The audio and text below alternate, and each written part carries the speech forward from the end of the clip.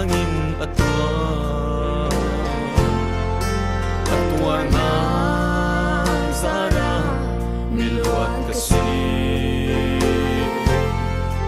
asung tu kasang boy boy karna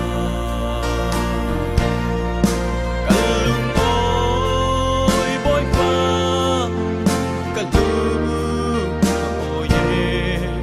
kapari natana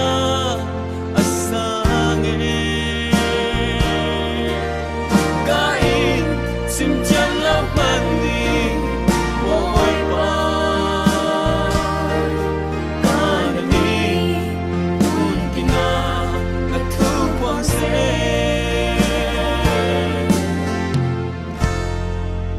ganun na kriya tuwin na swal na gijimba lau na muna ay dana tinna nay lau maning vanlam siyar dana miting kasi kalumoy boy pa kalung mahoye kapari natana asange kain simjan lau mani boy pa kanini muntina natu kwang se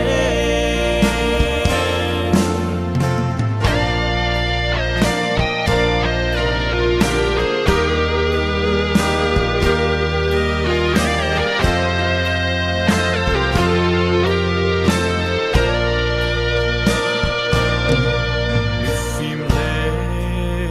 mi fel son ko la vi mi ale mi suan sonin ko hi an kai don na puan buat amake pachian amat tu kalumoy boy pa kalung oye kapari natana asange kain simjan lau mani boy pa kanani muntina natu kwang se kain simjan lau mani boy pa kanani muntina natu kwang se